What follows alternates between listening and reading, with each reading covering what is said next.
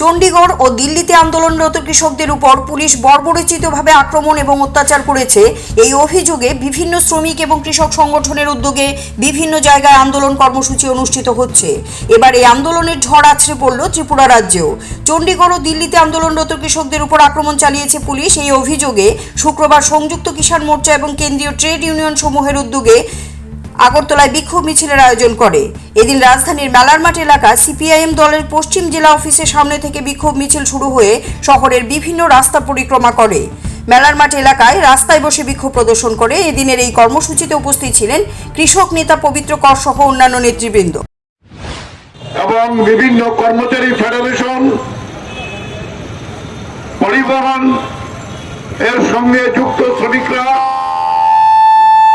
দেশে গ্রামীণ ভারত বন্ধ, শিল্প ধর্মঘট এবং বিভিন্ন পরিষেবা ক্ষেত্রে ধর্মঘটের ডাক দিয়েছিল। এবং আজকে এখন পর্যন্ত আমরা যা দেখছি, খবর যা এসেছে, রাজধানী দিল্লি, উত্তরপ্রদেশ, বিহার, রাজস্থান সহ গোটা দেশ স্তব্ধ হয়ে গেছে। রেল বন্ধ, পরিবহন শ্রমিকদের চাক্কা জামের ব্যাপক প্রভাব পড়েছে পরিবহন শিল্পের উপর। আমরা আমাদের রাজ্যের যে খবর পেয়েছি, গ্রামীণ এলাকার মানুষ তারা কৃষির বিভিন্ন কাজে যায়নি এবং পরিবহনের সঙ্গে যুক্ত যারা আছে তারাও এই ধর্মঘটে আমাদের রাজ্যের মধ্যেও সামিল হয়েছেন। বিস্তৃত খবর হয়তো আমরা আরো পরে পাবো। ব্যাপক প্রচার আমরা করেছিলাম, মানুষের কাছ থেকে সারা আমরা পেয়েছিলাম। তো আজকে আমরা যে এখানে রাস্তায় নেমেছি তার প্রধান কারণ ইতিমধ্যে আমরা বলেছি। আপনারা দেখছেন, গত বলা যেতে পারে 12ই ফেব্রুয়ারি থেকে পাঞ্জাব এবং হরিয়ানার কৃষকরা, যদিও তার সঙ্গে আমাদের সংযুক্ত কিষাণ মোর্চার সেখানে যোগাযোগ নেই, তারা আলাদাভাবে ডক্টর স্বামীনাথনের যে ফর্মুলা,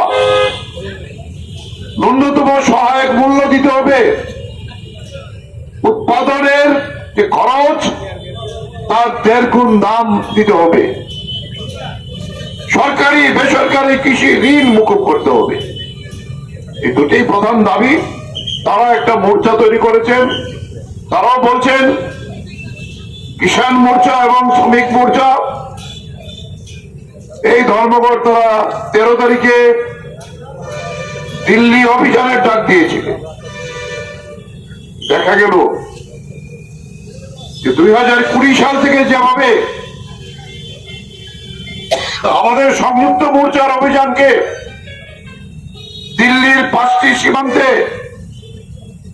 ওই কৃষকদের বিরুদ্ধে মোদী সরকার তার দাবি না মানে যেভাবে যুদ্ধ ঘোষণা করেছিল, ঠিক একইভাবে এই আন্দোলনেও তারা যুদ্ধ ঘোষণার মতোই আরো ব্যাপকভাবে।